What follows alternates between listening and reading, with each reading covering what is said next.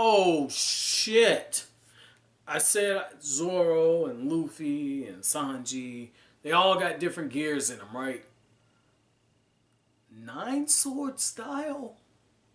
Did I read that correctly? Nine sword style, and I like how it's the Asura style. Oh my god, oh man. So we got some more religious stuff in here. Loving how Oda implements the different religions into One Piece with the different styles and different languages. Very multicultural. I love that part of One Piece, but it's so fitting that Zoro adapted mid-fight and shakes Kaku to the point where Kaku says, for a moment I thought he was a demon. And the way that this chapter ends, Zoro says, no, you're the one who got too cocky, pain and suffering, which is like a total Hindu type quote. Pain and suffering is the path that you'll walk ahead going forward. This was so fucking beautiful. Nine sword style after Kaku is going through these different attacks where he's retracting his nose and attacking and firing his nose like a cannon. He's shooting up with his arms and legs, making them longer, shorter. You got Zoro having to adapt all the time to each of these attacks. Neither one of them's getting the upper hand on each other. And when Kaku finally gets to a point where, after fucking around and figuring out how his body works, because Zoro even points that out himself, he says that, well, it doesn't seem like you know how your body works. How does your body function? And that's something that I totally love in this. And to show you what I mean when it comes to different artists and mangaka kind of borrowing from each other, this is actually an instance where somebody borrowed from One Piece in this case. Now, in this case, it's Akira Toriyama, one of the guys who inspired Ichiro Oda. Now, in Revival of F, it's stated in all of the guidebooks that Golden Frieza would shit on Goku, even as a Super Saiyan Blue. He would shit on Goku and Vegeta. He was leagues ahead of both of them.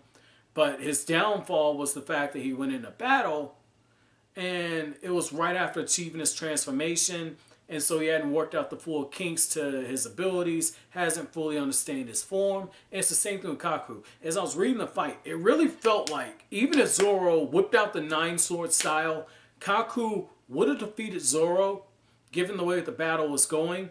But he's fighting someone in Zoro who has trained his body, knows how his body works, and is a very intelligent fighter. And he's realizing that Kaku is kind of winging this shit, and he can use that to his advantage. You know, Kaku's still a very skilled fighter, and once he gets to the point where he can use all four swords at once, it really looks like Zoro is in some trouble. But at the same time, Zoro knows he still has his trump card to play.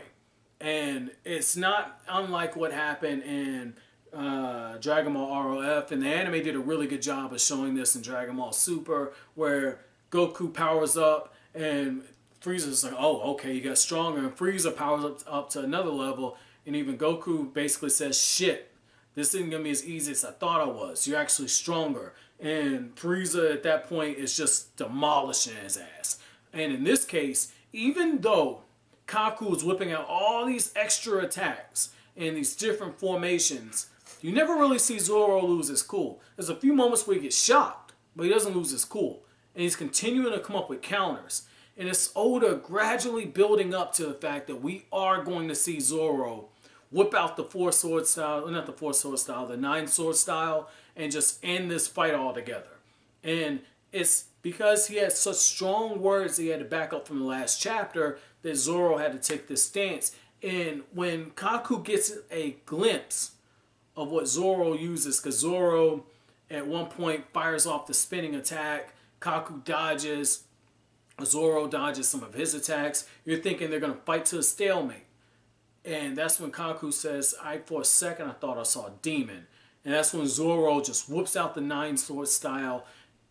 That moment right there, after Zoro is just cutting through everything, it let me know that Zoro is going to fight powerful people in the past. But also the fact that he's got an ability like this, it means that that motherfucker Mihawk, okay? Wherever Zoro is, Mihawk, if on a 1 to 10, Zoro is a 2. Mihawk is a 15. Like, that's how I rank it right now.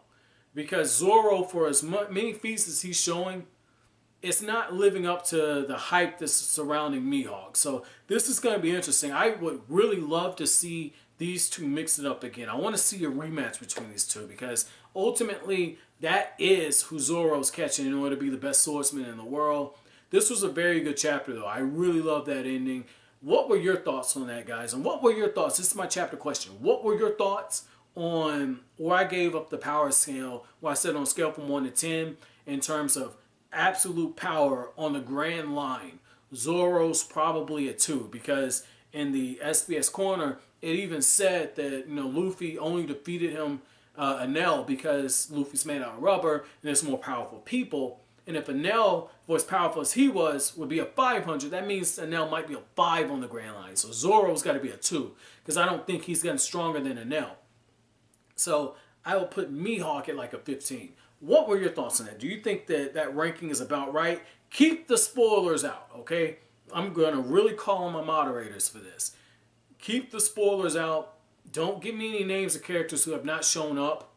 If you're going to write the character name, use some type of comma or asterisk mark to type it out, but don't put the character name in this.